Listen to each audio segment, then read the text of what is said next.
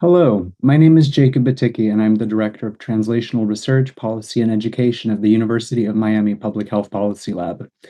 The UM Public Health Policy Lab and the AHF Global Public Health Institute are honored to welcome you to our Emerging Topics in Global Public Health webinar series, a forum dedicated to knowledge exchange, rigorous discussion, and actionable solutions.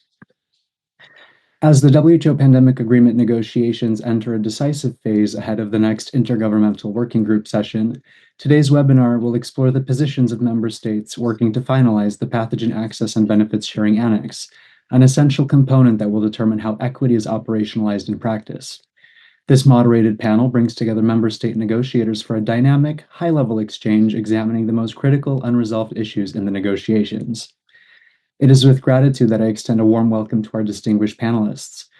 Mr. Eric Baca, Health Counselor of the Norwegian Ministry of Foreign Affairs, Mr. Jean Kardiakis, Counselor of the Permanent Mission of Brazil to the United Nations, Mr. Adil Kokar, First Secretary of the Permanent Mission of Pakistan to the United Nations in Geneva, Ms. Nurhafiza M.B. Hamza, former Minister Counselor of Health to the Permanent Mission of Malaysia to the United Nations and other international organizations, as well as Dr. Taimi Sylvester, Namibian Delegation Negotiator.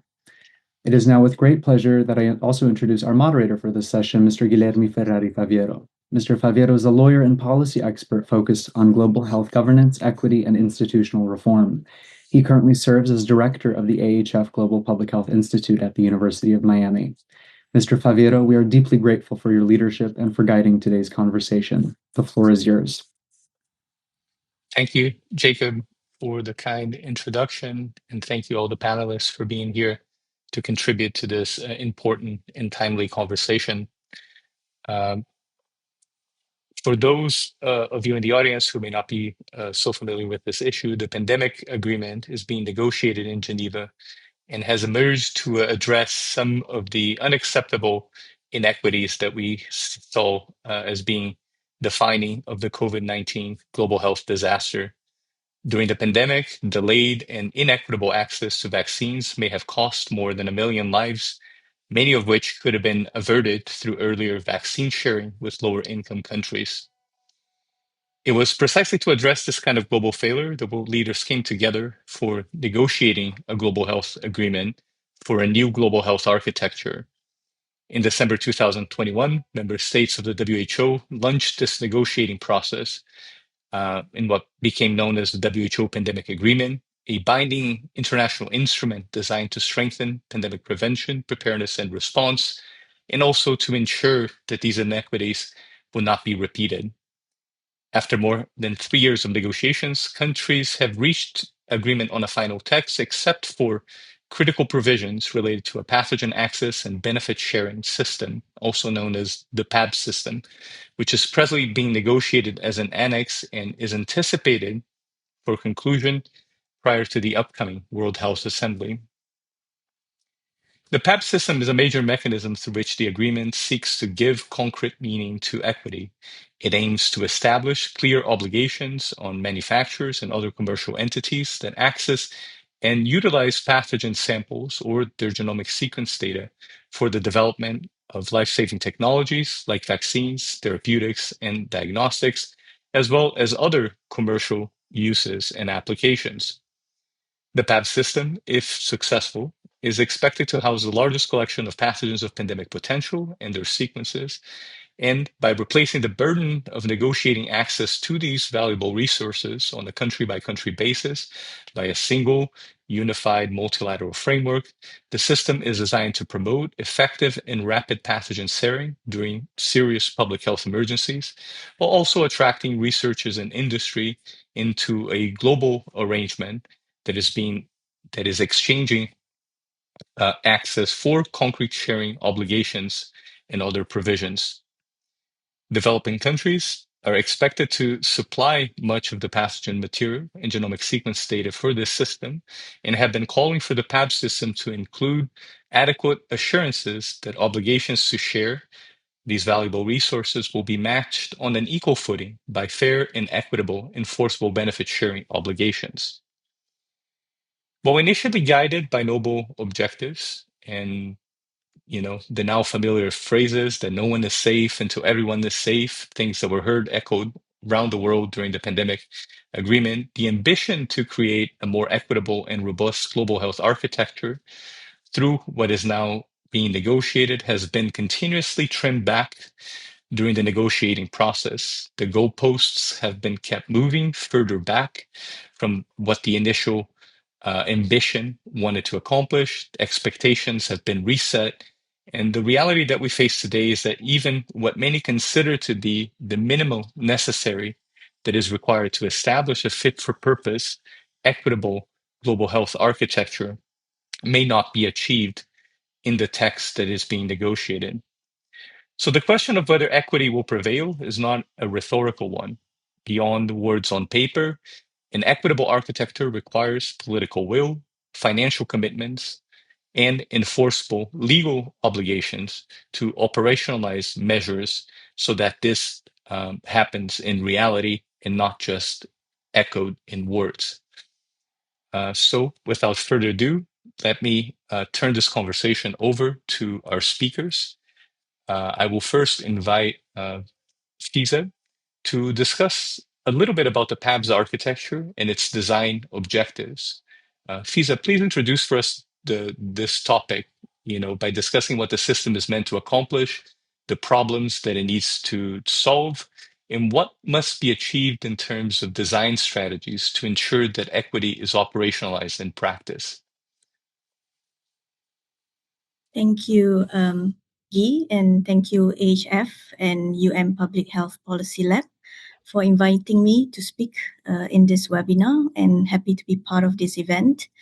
So I have the privilege to start on a more general note and hand over to other distinguished panelists who will delve into the details. So the PABS system is meant to accomplish its purpose, which is to enable provider countries to facilitate rapid and timely sharing of the PABS material and sequence information, and on equal footing, the rapid, timely, fair and equitable sharing of benefits arising from those sharing and utilization. And as per Article 12 of the pandemic agreement that we all have agreed and adopted, it is also to develop a safe, accountable and transparent PABS system. And if I may also add, a system that is also trustable to countries, that countries feel confident to share pathogens with pandemic potential, that will not lead to misuse or exploitation, and the rights and contribution of researchers are protected, and that all users benefiting from the use of these resources are obligated to deliver fair and equitable benefit sharing. It is also important to emphasize that the PABS system is designed as an access and benefit sharing mechanism, not as a R&D platform. I think its primary function is to facilitate the sharing of pathogen materials and sequence information alongside equitable benefit sharing obligations. The establishment of a multilateral PABS system will, by an effective design, will generate a pool repository of pathogens with pandemic potential that can attract researchers and support downstream innovation. However, this outcome is secondary to its core purpose, and only if many countries feel confident on the system that we are designing right now. And why we are creating a PABS system and embedding equity into it. It is because it's a strong legal tool to secure the rapid, timely, fair and equitable sharing of benefits, particularly VTDs, vaccine therapeutic and diagnostics, during health emergency. Unlike the provision under the pandemic agreement, which are often relying on the discretion and implementation of individual states that will ratify the agreement, PABS system is intended to provide greater legal certainty and predictability using private law to bind private actors receiving those resources that derives value from them. So in my view, PABS system is also an opportunity to correct existing structural inequities. This includes recognizing and strengthening the scientific and manufacturing capacities that already exist in the global south, and ensuring that developing countries are treated not merely as provider of resources, but as equal partners in the system. So equity, in my view, should be not reflected not only in the benefit sharing obligation, but also in equal partners in the research and development and the production of VTDs. And so firstly, I think the system must be designed and underpinned by enforceable commitments on benefit sharing, ideally operationalized through standardized contracts. This should clearly define the terms and conditions governing the access, use, and handling of these pathogen materials and sequence information, as well as establishing binding obligations on user to deliver fair and equitable benefits. Secondly, Guy, since there is an expectation for countries to have an obligation to share pathogens with pandemic potential, the system must provide an accountable pathway for countries to share PABS material and sequence information that ensure transparency, traceability, and trust in how these resources are being used, and ensure benefit sharing are secured. Thirdly, I think the PABS system seeks to accomplish rapid, timely, and equitable access to VTDs during health crises, which I think is closely linked to the geographical distribution of manufacturing capacity. If production remains highly concentrated in a limited number of countries, then we will not achieve that criteria of rapid, timely access to VTDs. And countries and even WHO are still forced to queue behind the line. So to address this, I think the PABS system should also promote more distributed manufacturing, ideally through licensing or technology transfer. I think there are many critical elements to be resolved, and I think essentially whether we can fulfill the criteria of a safe, accountable, and transparent PABS system. And I think the title of this webinar, Will Equity Prevail? I think it still remains unanswered. But I stop here now and allow my other colleagues to come in. Thank you. Thank you, Fiza, for that broad and yet very specific overview of what the system needs to accomplish, and the path that the benchmarks that must be checked off and the path to get there. Prior to opening the floor for comments, I would like to bring in Jean.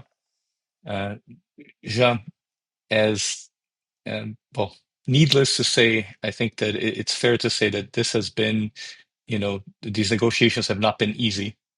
And despite months of back and forth in Geneva, as we look at the text today, there's probably less percent that has been yellow, and an even smaller percentage of that has been green.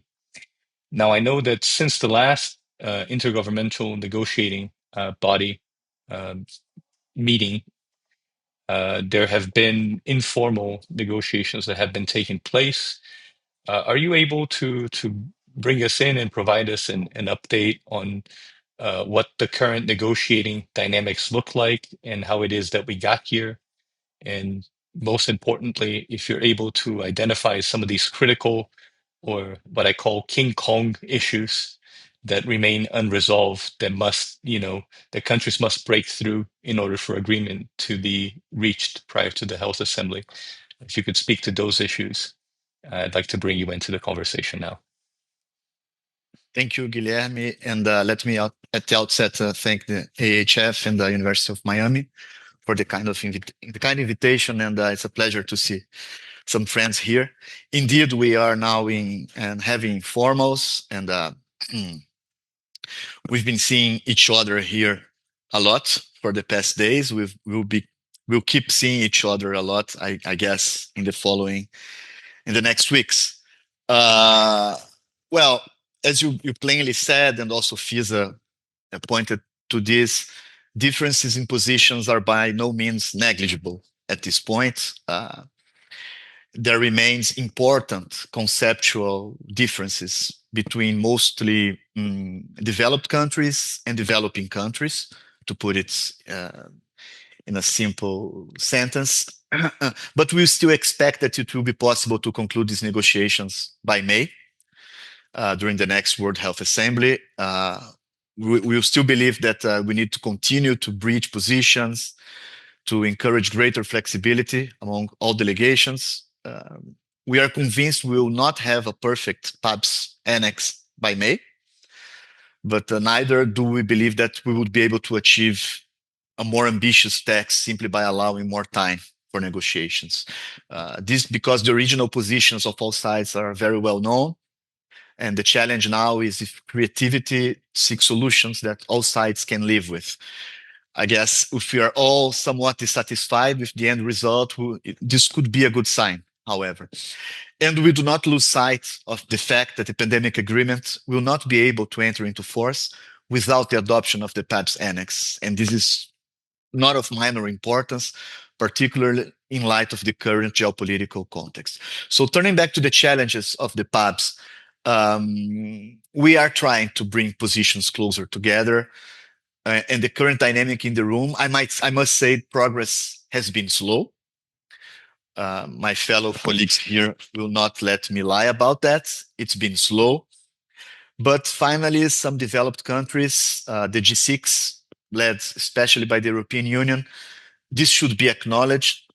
I don't want to say finally, but they are now making an effort to demonstrate some flexibility and to present new proposals in the most contentious areas. And this would include the terms and conditions for access to materials and to the sequence information of pathogens with pandemic potential. This would include more details and the granularity on the obligations to be undertaken by participating manufacturers with regard to the benefit sharing at all times, during public health emergencies of international concern, and during pandemic emergencies, because we see that companies will have different obligations in each of these phases, and we want to be clear about that. We have also had a discussion this week about monetary contributions to the system. This has been a taboo subject for a long time, with many developed countries refusing to accept what for us was clear, that the pandemic agreement already provided for the need to monetary contributions. So now they are finally moving towards accepting what we would call a shall obligation for monetary contributions, but they are presenting this as an excess fee, and only to the materials, not to the sequence information. So this, for us, we would have preferred a percentage of revenues derived from the products developed within the system. And they also ask that this excess fee is clearly tied to the recovery costs of the PABS system. There is also, I think we will come back to this later on this discussion, a new proposal for what they've been calling a hybrid system or dual approach to the PABS Annex. And in short, this would be a model under which countries would assume obligations to share materials or sequence information with a certain degree of discretion. And they have presented that to us this morning. But then this would mean that some countries could share materials without the need of terms and conditions, potentially without requiring benefit sharing in return. So as we see it at first glance, such proposals might carry a risk of fragmenting the system, and they are naturally, and I can say this very publicly, still very far from what we would consider desirable. That having been said, this was presented in a highly conceptual format. So it will be important to read the actual legal language that it's being proposed around this in order to assess whether this is something we can effectively work with. To be clear, as Brazil, we will remain ready to engage with all partners and to seek creative solutions. We still think we can find that and finally bring equity back into the equation. Thank you, Guilherme. So let me, and thank you for those comments, Iva. So let me now open the floor to the other speakers, particularly those who have not had an opportunity, if they would like to comment on the current state of negotiations, some of these King Kong issues, and their outlook on present progress. Eric, Adil, Taimi, would any of you like to go first?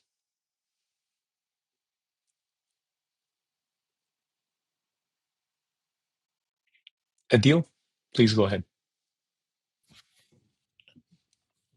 Yeah, thank you, Guilherme, and thank you, AHF and University of Miami for organizing this. In particular, Guilherme, you have been with us during most of these negotiations. So you have seen us in moments when we are sometimes happy, mostly frustrated also. So yeah, these negotiations, as colleagues have pointed out, as Jean pointed out, Fiza pointed out, they have been quite challenging.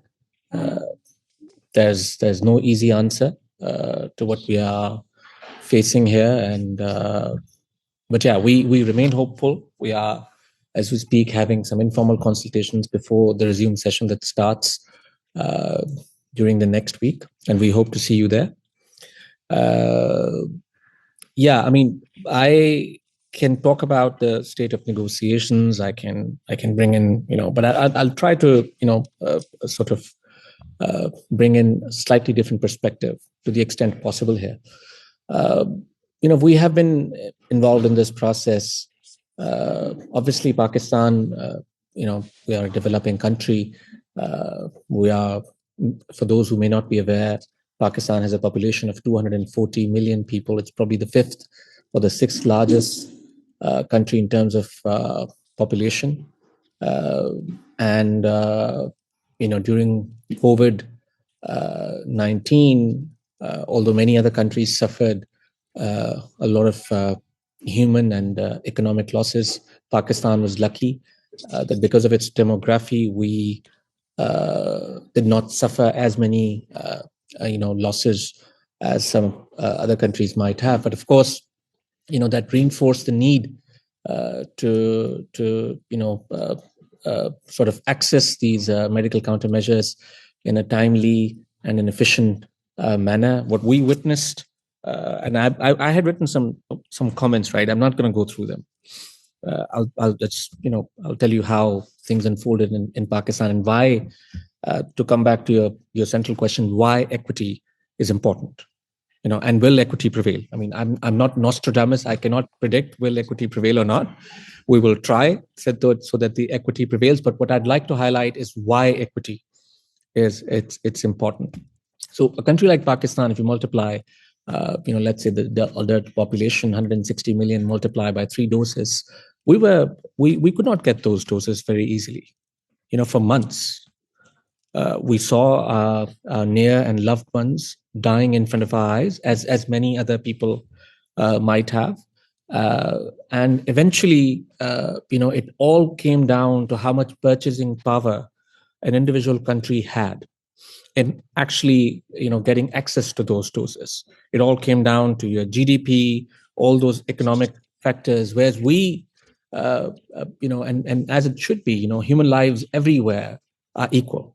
Right, that is the basic premise where what we think should be taken into account. But that was not the case. Right, human lives somewhere were saved more swiftly than in other parts of the world. And finally, when some tragedies came, we also witnessed, by the way, my country, where we had to. There was a sustained campaign, a sustained media warfare, and a campaign against VTDs produced in one part of the world, as compared to VTDs produced in a different part of the world. And you'd be surprised, and your viewers might be surprised, that we actually had to go to hospital as government functionaries. And some of those VTDs, we had to pick them and inject ourselves just to show people that we're not using, that we are also using these medical countermeasures ourselves. So it's not just that we are prescribing you to use them, but we're also using them ourselves. So now we come to the system, and in the pandemic agreement, there is this element of equal footing. right? Equal footing is, in my view, enshrined in the pandemic agreement. And we are doing our best to operationalize it. Equal footing, that where you can access to PABS materials and digital sequence information. And on the other hand, whenever there's a need, medical countermeasures would be provided, right? Now, I think without going into the specifics, now what we are hearing from colleagues, during these negotiations from the global north, of course, they have, kind of moved the needle, but at the same time, not really moved the needle, right? But that somehow, if there's another pandemic or there's an emergency, they would be happy to provide those medical countermeasures as donations at an affordable price that is yet to be determined, what that affordable price look like. Affordable for me could not be affordable for you, and it remains a relative term, right? So they may be able to provide those medical countermeasures, but that stops there. The buck stops there, right? So what we were looking and hoping is that this charity-based model, where you're just able to provide some set aside, some medical countermeasures, without actually enhancing the capacity in developing countries through what Fiza also pointed out, licensing, through technology transfer, which actually builds, in our view, resilient health systems globally, so that if there's a next pandemic, and we saw what happened during the last pandemic, right? But, communications channels were disrupted. People were not able to speak to each other, right? So if that situation arises, Pakistan or other countries, to the extent possible, right? Of course, we also have to see what production capacities we have as Pakistan or developing countries, but to the extent possible, we can look after ourselves. We don't have to look towards somebody so that their charity can come in and, sort of save those human lives, so that we can fend for ourselves. So that is, in our view, a big point of contention. I think we have heard from colleagues that they might be open to sort of working with us about the modalities of how those modalities of medical countermeasures that could be shipped immediately as donation, but definitely licensing, technology transfer, and broader capacity building of your health system. That remains a big point of contention. And that also remains, from our perspective, what is a fundamental issue when it comes to equity. How we are going to eventually operationalize it, we'll see how that happens. We, as Jean said, we continue to engage in good faith. We continue to demonstrate flexibility. One last point I'll make, before you switch to other speakers, and I'm conscious of the time also. What is the deal that we have to provide? What is our end of the deal as a developing country delegate? Our end of the deal as a developing country delegate is to make sure that access to lab materials and digital sequence information remains uninterrupted. So far, and I think other colleagues can perhaps speak to that as well. So far, that those access provisions have been defined with a shall obligation. None of us, at least not my country, I know some other colleagues also, have even tried to dilute those shall obligations. We think it's important to share information as quickly as possible after having conducted national risk assessments. So I'll stop there. But what we need is equally for equity to prevail. That these shall commitments from the other side as well. Thank you very much. Oh, and you raise a very important point, right? Which is beyond.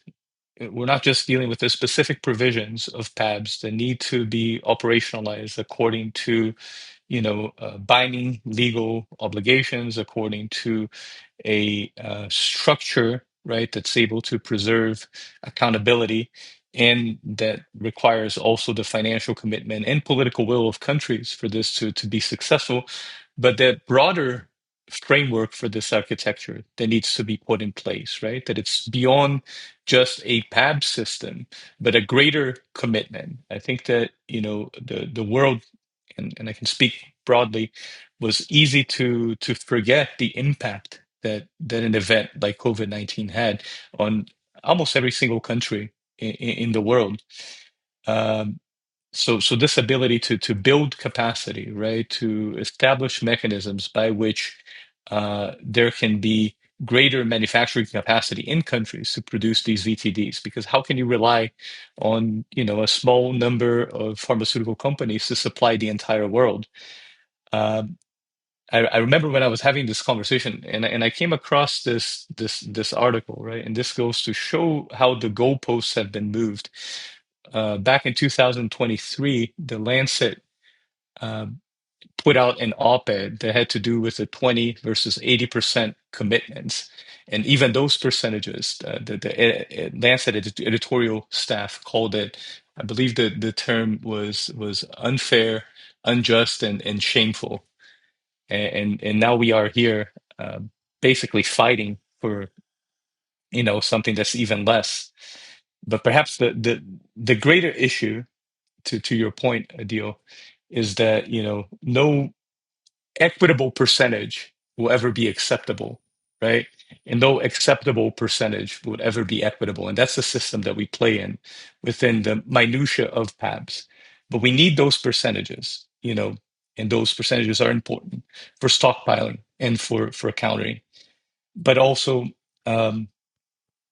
fixing the overarching architecture is something that also needs to come out of this new pandemic agreement framework. And with that in mind, maybe Eric, I see that you'd like to jump in.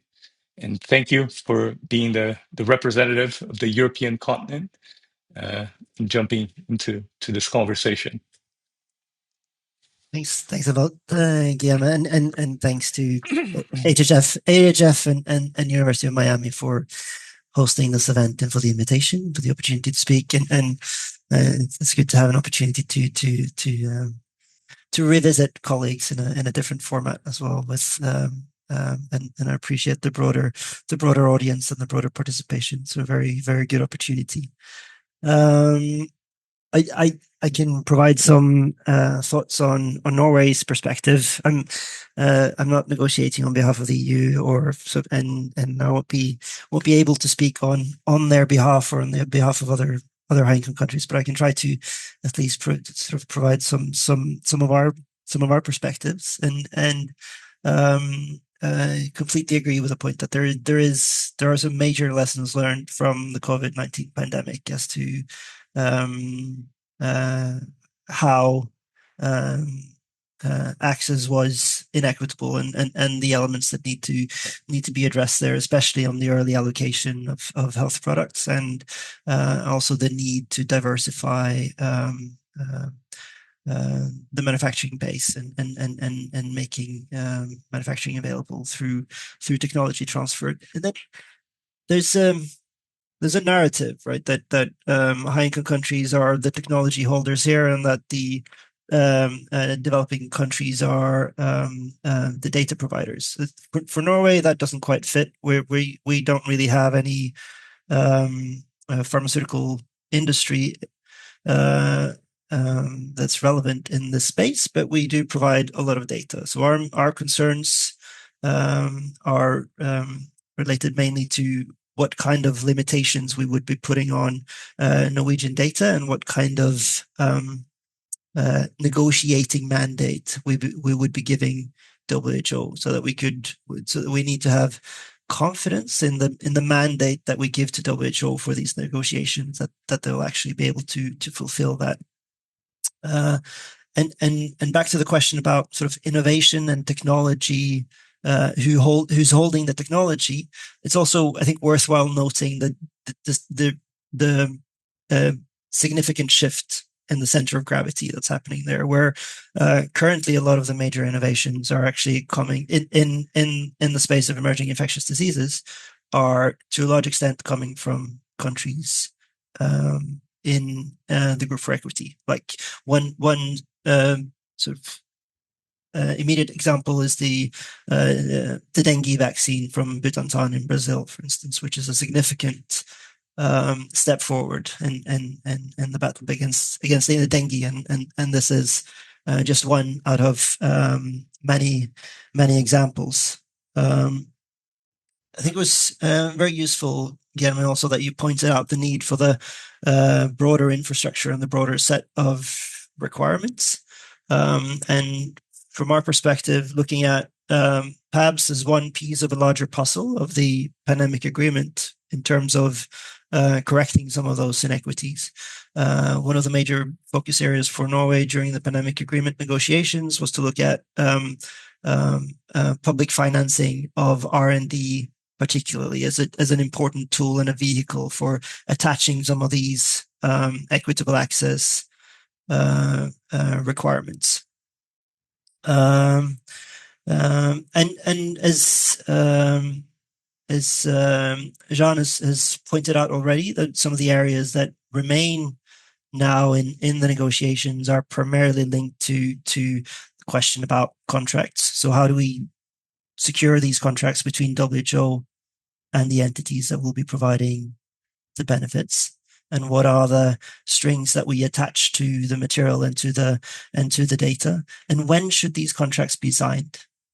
And then we have some elements to finalize when it comes to the content of the contracts as well. I think where we all agree on the allocation during a pandemic emergency, and that's something that sort of the one part of the text where we've all been able to reach an agreement. But then we have outstanding questions related to the allocation outside of pandemic emergencies. So during a fake or other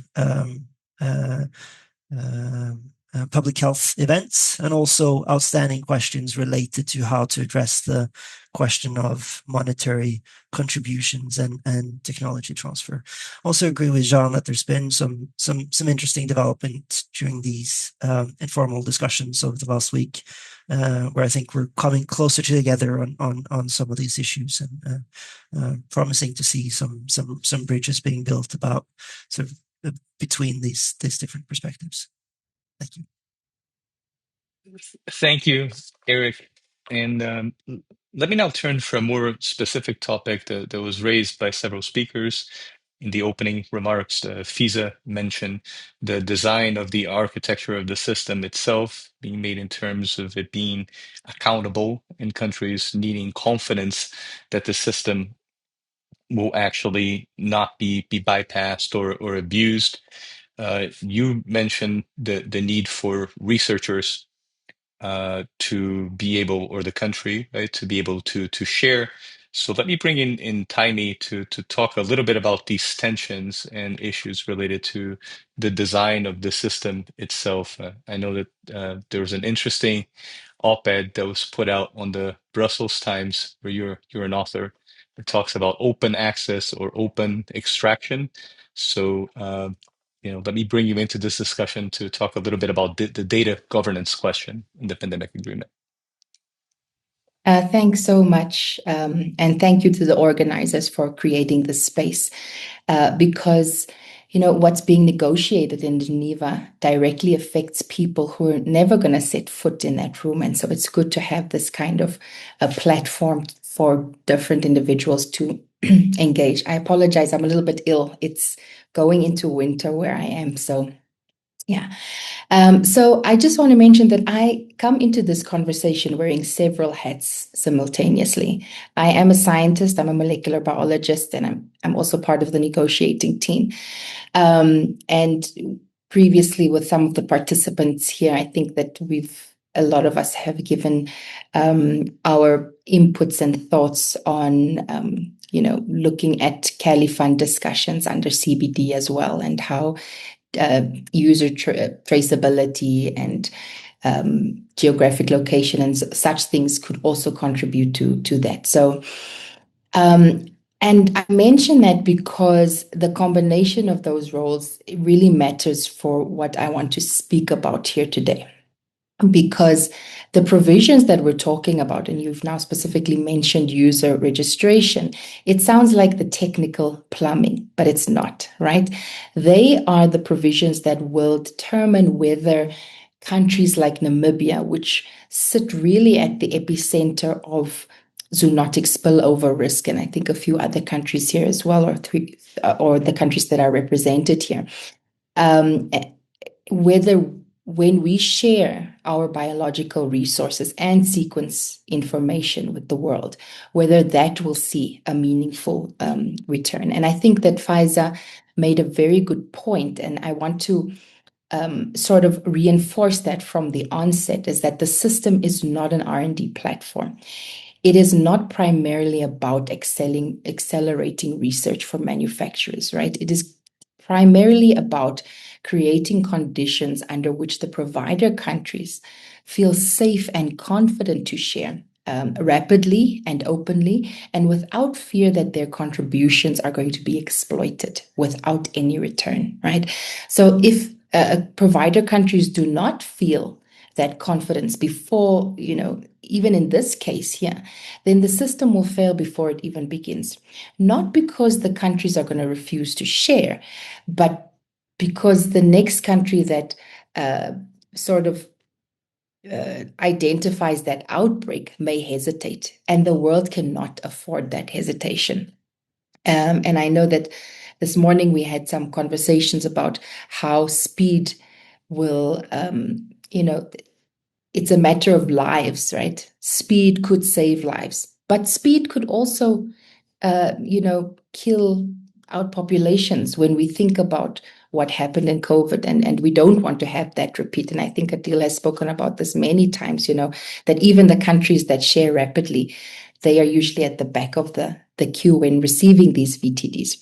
And so, that's exactly what happened with South Africa when they shared Omicron. And the sequence data from that act of scientific responsibility, from that act of sharing for the greater good, for public health, that drove the vaccine development, which generated hundreds of, billions of dollars. But then South Africa did not receive the vaccines immediately, right? They were sort of like one of the last countries that received vaccines. And during the PABS, like my colleagues have said, that's what we want to prevent from happening. And whether it does happen, like Adil said, he's not Nostradamus, neither of us are, but we are, those delegations that are in the room are sort of discussing whether or not we are going to have that happen. And I know I've taken the long road to get here. But I think that it's important to set that sort of base, because I want to start with what is at stake, because that gets lost in the technical language. And I think some of the negotiators do not have that technical background, and sometimes it does get lost in that. In modern biotechnology, the physical sample is the starting point, but that is not where the commercial value is generated. The sequence data that is derived from that sample, that is what drives the vaccine development. It drives diagnostic platforms and even the therapeutic research, right? So even when we look at the COVID mRNA vaccines, they were built from sequence data. Omicron was shared as sequence data, for example. Product development that followed after that, it happened in databases. It didn't happen in the laboratories that were receiving the physical samples. So if the PABS system does not capture what happens in those databases, then it maybe captures 20% of the actual value chain. The other 80%, the digital transactions, the database downloads, the commercial use of sequence information, that flows completely outside of the system, right? With no benefit sharing obligation attached. So if a manufacturer then downloads sequence data originating from a developing country, develops a product, generates billions in revenue, under the current protocols or the way that the negotiations are going currently, it would owe nothing, right? Because access was anonymous, it was untracked, and it's not hypothetical.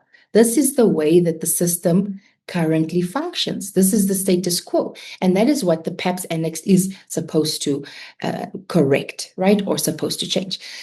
On the user registration, we believe that this is a bare minimum, right? There are a number of delegations that believe that user registration should be a bare minimum and not an advanced feature. And that's not even a developing country-esque or a provider country-esque. That is the bare minimum for an accountable system, right? The argument against it is that it slows science and it will chill open research. And as a scientist, I need to address that directly, right? Researchers already register with numerous platforms, right? They already sign contracts to access any types of biological material. GISAID requires registration. GenBank requires institutional affiliation. Human genome databases, they require registration and data access agreements. Every major funding body in Europe, in North America, requires Nagoya Protocol compliance declarations when researchers access genetic resources from those provider countries. So the principle of identifying who accesses what and under what terms already exists throughout the research ecosystem.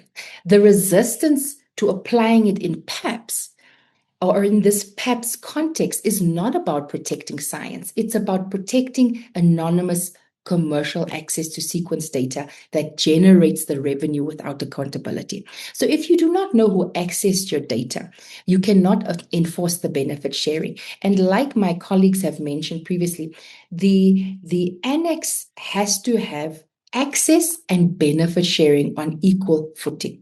Right? So this user registration, it's not bureaucracy. It is the enforcement prerequisite, without which every other provision within the annex is unenforceable. And if I have time, I just want to quickly mention that there are, and I think that we can say it plainly in a forum like this, there are several provisions that are currently being resisted in this negotiation, such as user registration. I mentioned traceability, prior informed consent, benefit obligation tied to utilization, which are not new concepts. They are not innovations of the global south or from the provider countries. They already exist in the domestic legislation of some of these countries that are resisting them. So thank you for your comments, Taimi, and as we see it, also this is one of the critical issues that countries will need to be able to resolve to achieve an accountable system. But let me bring in the other speakers before we turn to the issue of specific benefit sharing during pandemic health emergencies of international concerns, and also in terms of interpandemic periods. Let me give Eric a response, and then maybe if Jean or Fiza or Adil want to chime in also with respect to finding landing zones that could be acceptable to all sides, that would also be welcome. So Eric, please. Thank you. Yeah, but no, before we get to the question of the fakes, I just wanted to respond to there was a question in the chat, I think, about Norway's position on user registration. And I think there's been some misunderstandings as to what we think about user registration or not. I think user registration is an extremely useful tool, and it's proven its value in influenza for databases that have been able to provide assurances to a lot of researchers and countries as well who have concerns about how their data is used. So that's a very crucial part of the infrastructure, and really supportive of that. I think where our limitations emerge is in the notion that we would be able to limit where Norwegian researchers would deposit their data. So for influenza, for instance, that's primarily put into a database that would require user registration, but other researchers might have a preference for another set of databases, and allowing for that for those different user preferences, while making sure that the data available, that's really the core of what we want to achieve. But we completely understand the position of a lot of developing countries that have concerns about their data and how that's used, and we do not expect them to put their data available freely in the public domain. Completely understand that they have reservations about that, but where our reservations and where our concerns emerge is in trying to put limitations on that domestic data, and especially data that's being generated in a decentralized way, where it's not necessarily the government owning all the data, but different labs and different research groups that are generating this data. So that's just to try to clarify some of those questions as well. Well, and thank you for that clarification, Jean. Before I bring you in, I want to encourage the participants of the webinar to share your questions through the chat. We will be here until 15 past the hour, so there's plenty of time still for Q&A, and also for an opportunity to pick the brain of these experts and negotiators. So Jean, your response, please, or contribution. Thank you, Guilherme. No, yeah, I'm no microbiologist, so as my colleagues here, they know me well from the negotiations. Half of the time I don't know what we are talking about, but I do know this, that we are a few weeks away from the deadline we have imposed ourselves. And as a diplomat, my main interest now would be to try to find the space for a deal.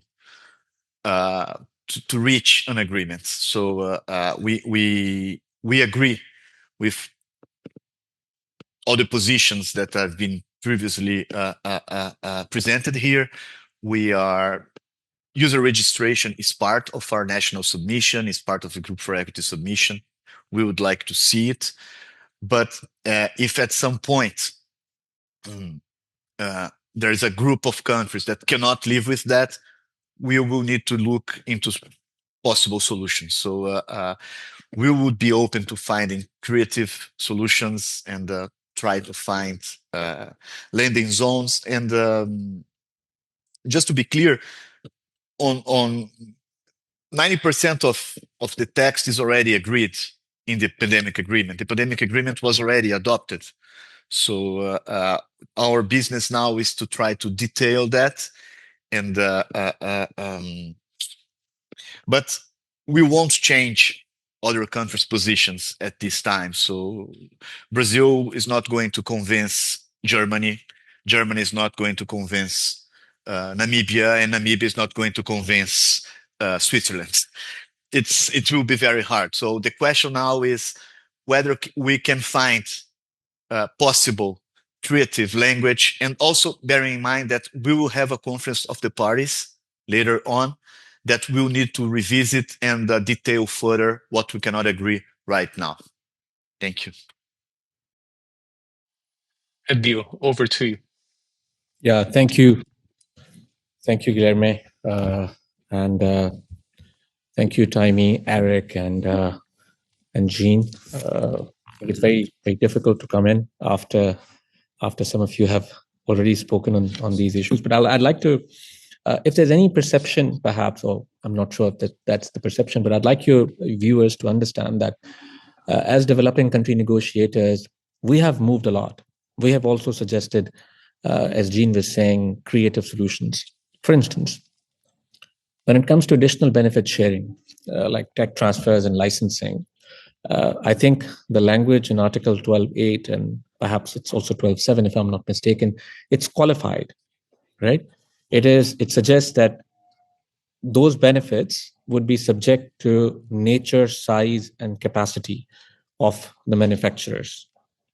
So when we say, what is the nature, size, and capacity of manufacturers, we are willing to sit down with our colleagues from the global north and sort of determine, because we think when we are asking for equity, it's also something where we would like to be seen as being fair. For instance, if it's a small company that has just set up its shop somewhere in global north or anywhere else, we would not want that small company, and we know it may not be possible for that small company to do licensing, and it may not be possible for them to do tech transfers.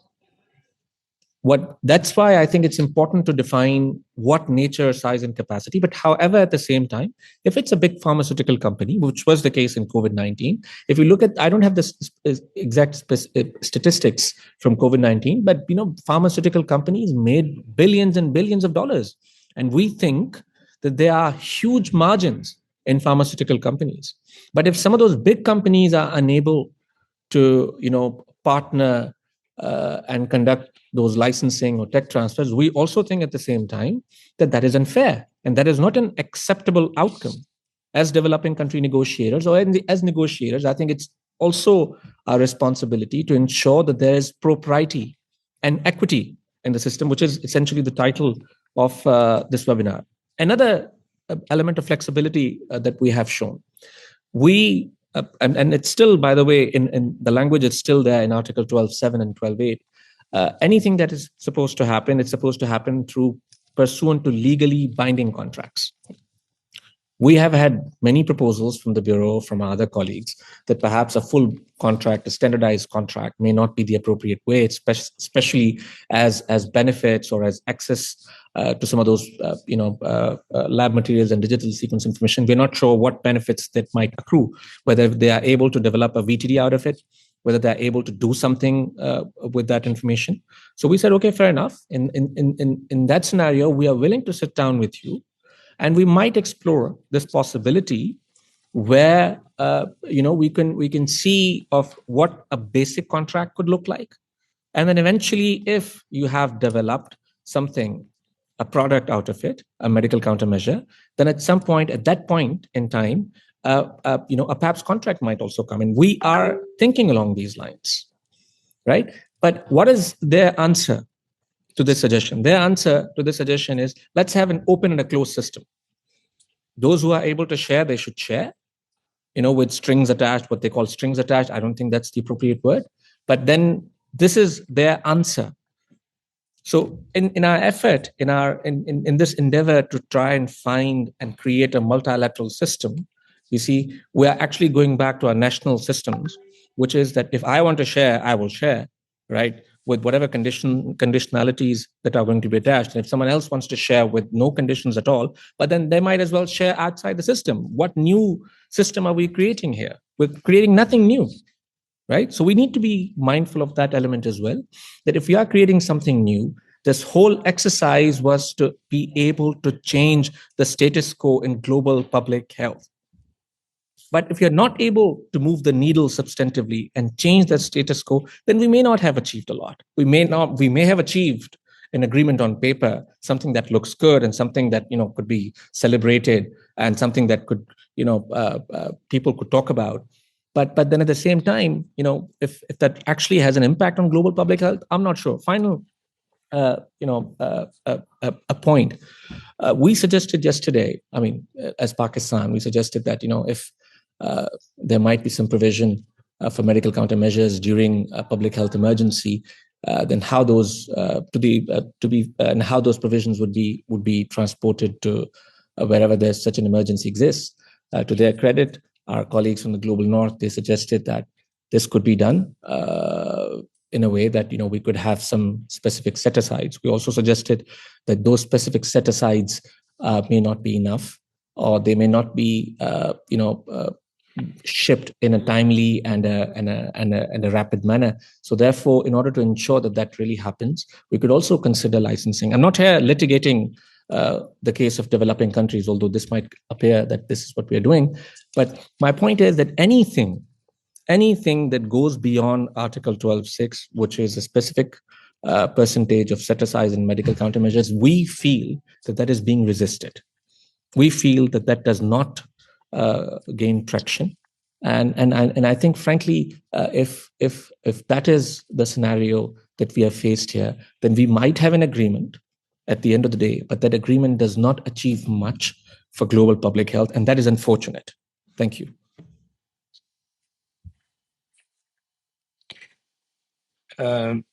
Any others would like to comment? Maybe Fiza, on the issue of these mandatory benefit sharing discussions. What's your perspective? What is perhaps necessary to be attained from these negotiations? Sorry to put you on the spot, but if you could perhaps tell the audience a little bit about benefit sharing and why they are so critical. And then, as Adil mentioned, us trying to grasp the resistance to even, modest proposals. In our view, they're modest proposals, but they're met with unbelievable resistance. Thank you, Guy. I think first of all, in terms of benefit sharing, we would want something that's meaningful benefit sharing, and that's why there are certain benefit sharing that we would like to have, ideally to change the current status quo. And I think we're not asking a lot. These are all something reasonable. For example, mandatory monetary benefit sharing. I think ABS is meant to basically whoever generates revenue from the excess of resources provided should put in some money into the system. I think that's equity, that's fair.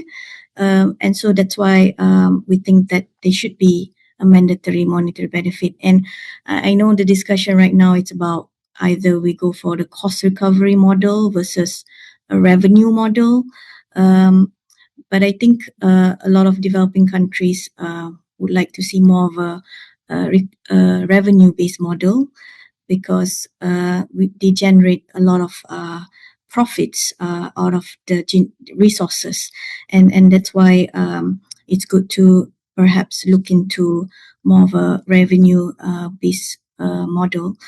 Secondly, about access to VTDs, I think there is a need to have access to VTDs during outbreaks, fake and pandemic emergency.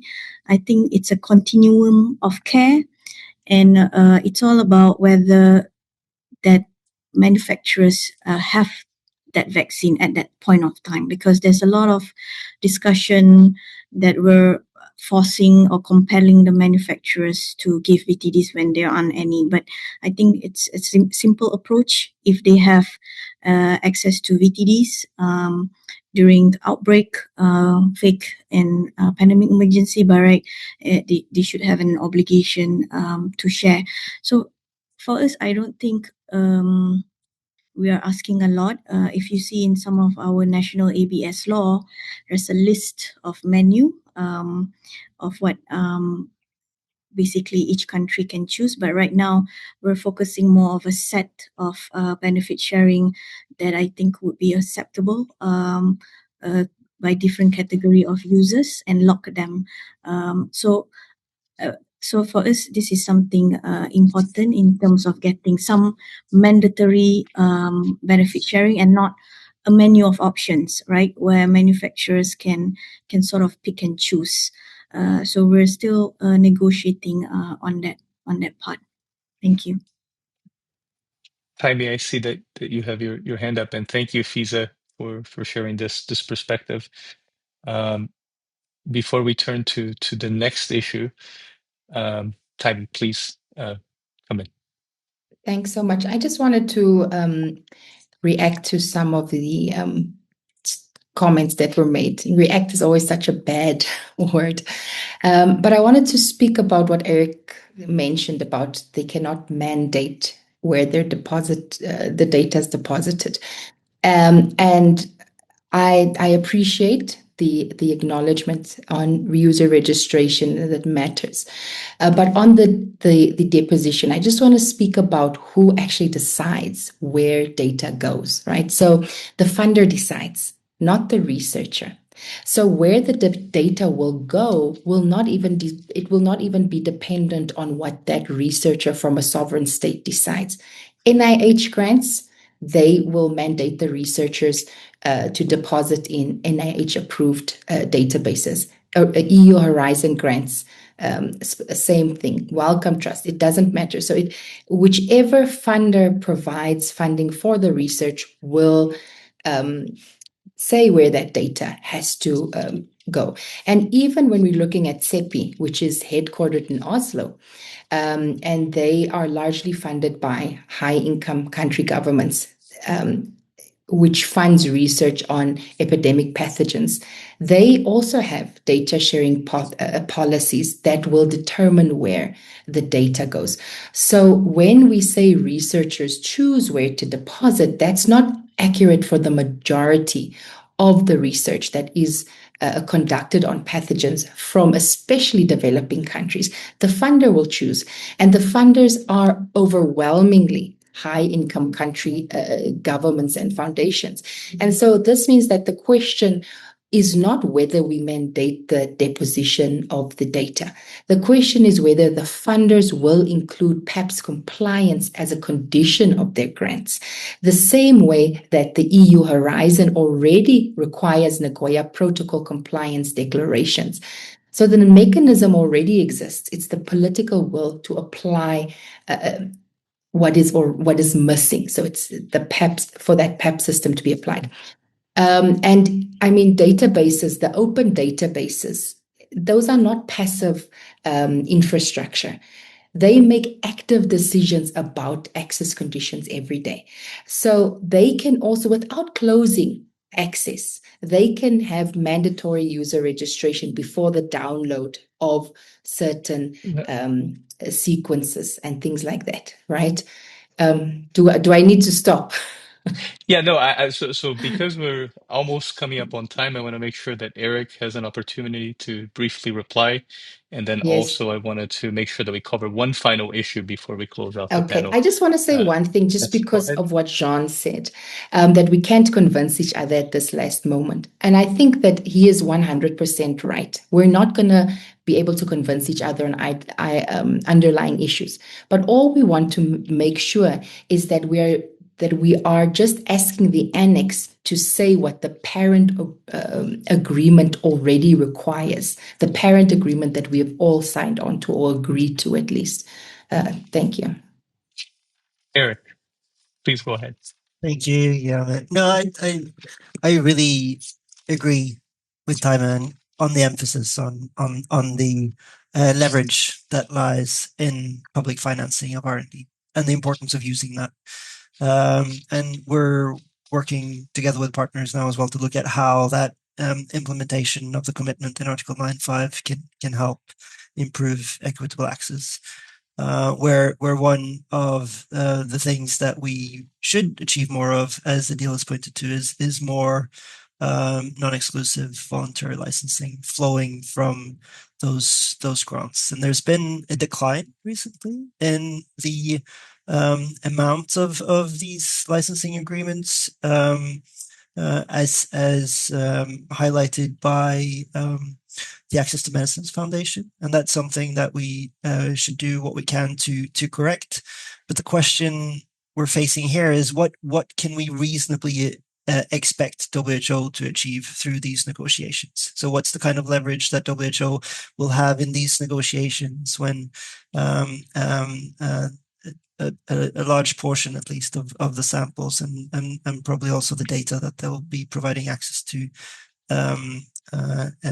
will likely be available elsewhere. So keeping in mind that that aspect as well, that we need to consider that mandate that WHO has, and that's, as Time has pointed to, the importance of looking at other levers we have as member states, including that very crucial point about publicly funded R&D. I think for us that's a very, very relevant and important point. And thank you for that, Eric.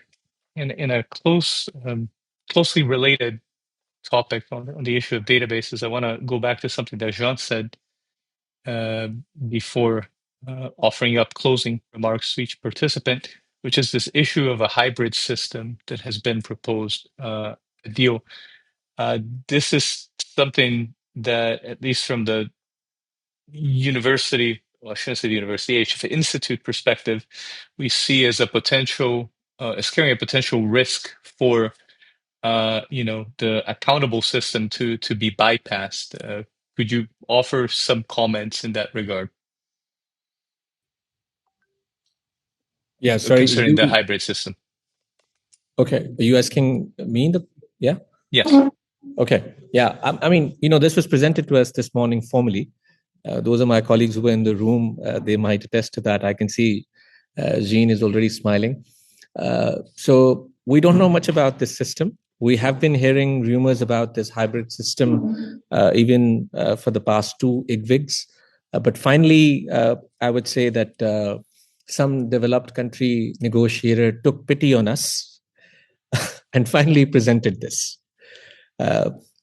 So which was good. So to the extent that they talked about this, I think they have what they have in mind is, and I use this example also, that there are two lab materials. One lab material says, if you want to access me, you'll have to follow certain terms and conditions.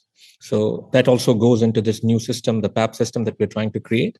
Another lab material which says nothing, which means that you can take that material and put it into the system without any actually subscribing to any terms and conditions, including benefit sharing obligations. This is, and this from their perspective, I think this allows them, those who do not think that materials or digital sequence information should be subject to any kind of conditionalities or terms and conditions or contracts.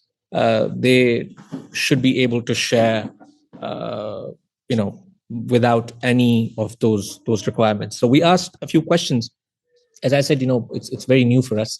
We asked a few questions. We said, if this is the flexibility that you need for those who do not require those kind of conditions or would not want to see those conditions, and perhaps you could continue sharing outside the system as well, right? That gives you that route that you continue sharing outside the system if you do not want. But as a counter argument, we are told that we are trying to create a closed system, a system that requires user registration, a system that requires some degree of signing of a contract, shipping notice, or a PABS contract.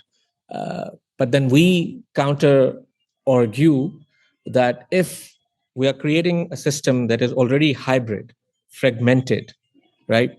What are we trying to achieve here? This is essentially, and if I'm not mistaken here, I'm not a scientist like Taimi and Eric. Those guys are experts of this. But this much I know, perhaps, that this is essentially the status quo. This is the status quo, right? People share the way they share. People, if they want to attach some terms and conditions to their lab materials and digital sequence information, they attach those terms and conditions. And if somebody doesn't want to do that, they don't do that.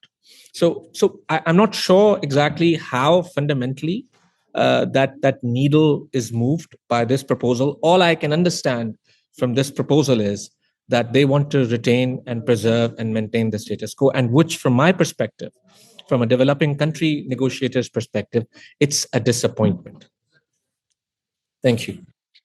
Yeah, and so we're at time, but we'll extend the panel for a few minutes if the panelists are able to stay. Is everyone okay with staying for a few more minutes? Okay, Visa, please come in. Yes, thank you. I would just like to comment about this open access versus restricted access. And I think I personally do not like that reference, but I think that's what was projected. But I think it's important to distinguish between open access and anonymous access. I think open access does not mean anonymous access. I think it's clearly mentioned in the UNESCO Open Science Recommendation. And open access does not mean eliminating accountability. So what we developing countries want is accountability of the database, of the users of the database, to protect the rights of the countries and the rights of researcher. So having said that, the proposed, I guess, the hybrid option, I think we are saying that half of the system will be unaccountable, and then another half of the system will be accountable. So that's the meaning of the hybrid system, and it means that there will be some countries that could share pathogens with pandemic potential and sequence information with no conditions attached and disregarding any biosecurity concern. I think also how do you then bind those users? because WHO will not be able to hunt all these unaccountable and unidentified user of the PABS resources. So literally, there's nothing for WHO can do if such user do not agree to sign the benefit sharing contracts. So this will essentially affect the efficiency of the PABS system. And also we are basically giving it a WHO brand on some of these database. So I think we do need to maybe delve deeper on this concept, but and more discussion is needed. But it's kind of a half-baked system database, and I think Article 12 already mandates that PABS system should have a safe and accountable and a transparent system. Thank you.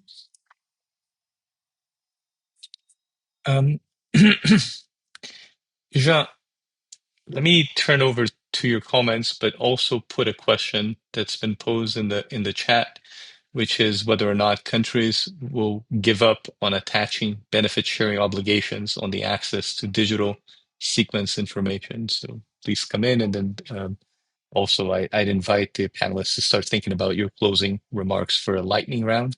We can start the lightning round with your comment and maybe a potential response to this as well. Thank you, Guilherme. No, first of all, about this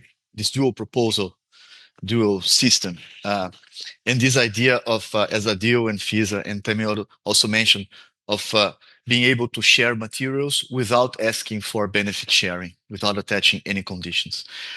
Let me just remind everyone that Article 12.5 D, numero Roman 2, provided that all countries would, as it deems appropriate, align their national or regional access and benefit sharing measures applicable to PABS materials and sequence information, so that measures that are contrary to the PABS instrument will not be applied upon entry into operation. What does it mean? There is an interest from developed countries that countries with ABS legislation waive their ABS laws, derogate their ABS laws in favor of the PABS system, so that we do not have duplicative benefit sharing. That's fair. We have all accepted that. But that para that I just read also applies to those countries that do not require anything in return when sharing their materials. So if they want to keep sharing their materials without asking for benefit sharing in return, they are running contrary to what they have agreed here on 12.5 D. So if we have to align our national laws, I would imagine so do they. I wanted to comment on that. And about giving up on attaching benefit sharing obligations on access to digital sequence information. Of course, we are not. As Fisa said before, the sequence information is very, very important. And if at some point we design something that do not attach benefit sharing to sequence information, we will keep applying our national law. Our national law applies to sequence information. We will keep doing that. We would be comfortable on doing that. There is no vacuum on international law.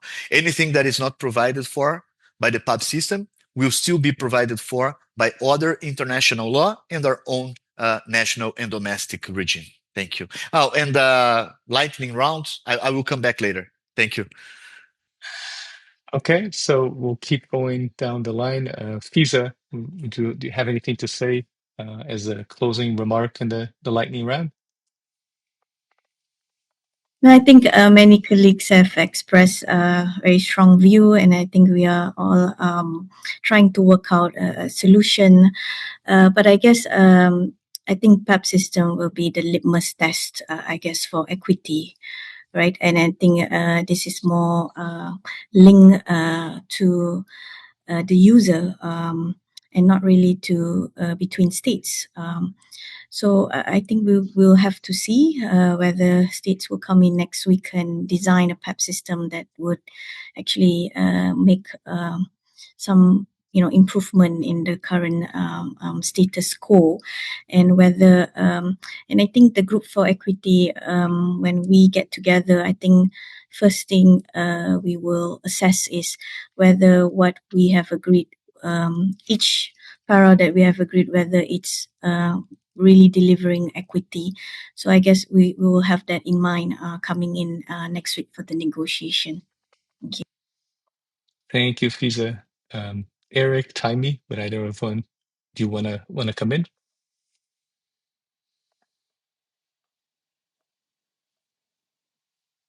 Eric, go ahead. Thank you. No, I think there is a significant possibility here for us to correct some of those inequities from the COVID-19 pandemic, and especially looking at that early allocation of vaccines during the early vaccination drive, where low-income countries and lower middle-income countries were not able to vaccinate at that same rate as countries that were high-income countries and upper middle-income countries, and also enabling to the extent possible, at least, more technology transfer and access to manufacturing capacity, and then looking at how we can bring the different elements of the pandemic agreement as a whole into a larger package, so that we can address these issues. But there are some significant outstanding issues, and I think as a collective we do need to see significant progress next week if Sean's optimism is going to kick in. Thank you. Taimi, please. Thanks so much. I'd like to also answer a question about TK that's in the question box. Okay, go ahead. All right. So the question is related to how traditional knowledge is included within this PABS Annex. And we wanted, and I think that we've spoken about this as Namibia during the negotiations as well, that novel pathogens are not discovered in labs. They are first observed in communities. And so we believe that the indigenous communities that are living in these biodiversity-rich environments are frequently the first to detect these sort of anomalous disease events.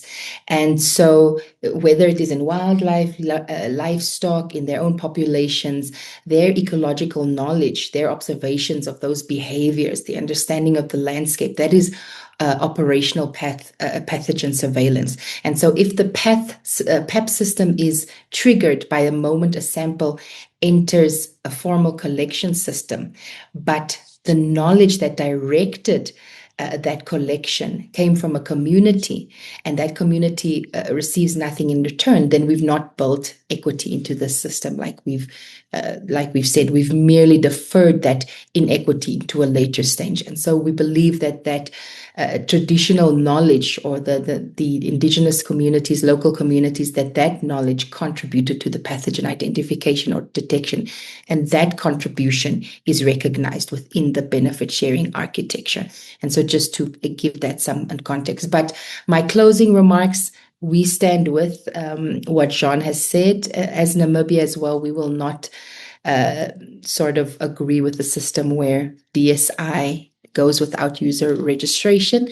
And Namibia, of course, is... we're at the negotiations because we believe in a fair, a functional, a legally grounded PABS system.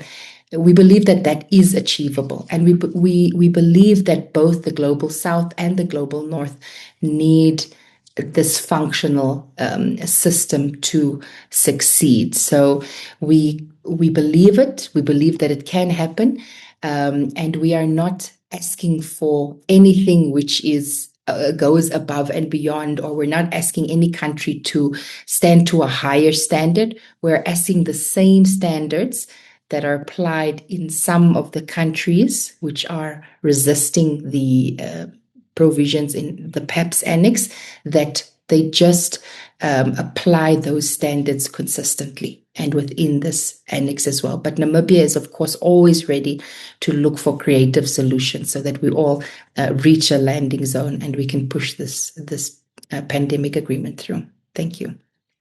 Thank you, Taimi. Jean, what do you have to say for us? No, just a message of hope. I think we will get that by May.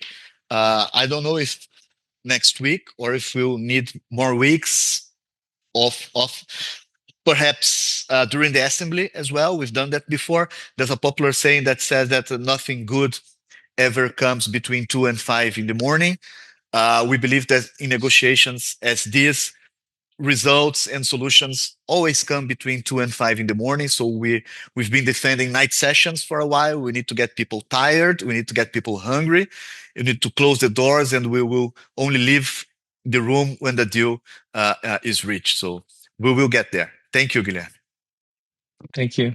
And Adil, I offer you the last word prior to turning it to Jacob to close us out. Yeah, thank you. I think genes should have been the last word. That is a message of hope, positivity. But that's okay. I'll just I must admit your audience is very well informed, and I think one of the questions that I can see is about which countries presented the hybrid system. Do I still need to answer this question?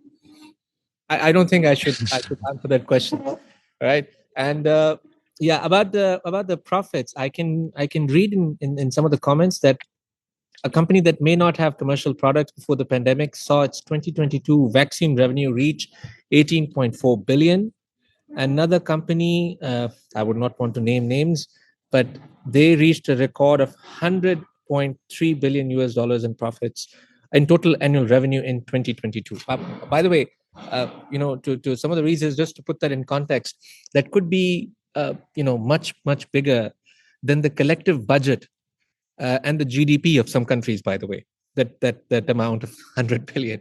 So we're not against profits. As I said, they can have profits, but what we are asking is that you can have profits while we can have equity, and then all of us can perhaps in the next pandemic live in peace and harmony. Thank you.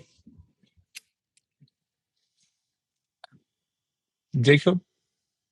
Great. Well, thank you, everyone. On behalf of the University of Miami Public Health Policy Lab and the AHF Global Public Health Institute, I extend our sincere appreciation to Mr. Guilherme Faviero for his exceptional moderation, and to our distinguished panelists, Ms. MD Hamza, Dr. Sylvester, Mr. Karidakis, Mr. Kokar, and Mr. Baka, for their incisive and thought-provoking contributions to this discussion on operationalizing equity in the WHO pandemic agreement negotiations. Your insights have not only advanced our collective understanding of the complex dynamics at play, but have also enriched the broader dialogue on how to operationalize equity, strengthen global solidarity, and build more resilient and responsive health systems. They also contribute to informing negotiators and amplifying civil society voices shaping the final outcome of the negotiations. These reflections will meaningfully inform our collective work in this space. So thank you very much. We invite you to remain engaged with us through upcoming sessions in our Emerging Challenges in Global Public Health series. Thank you for your time and your participation. We wish you a very good day. Take good care. Thank you for the invite. Thank you. Thank you. Thank you. Thank you.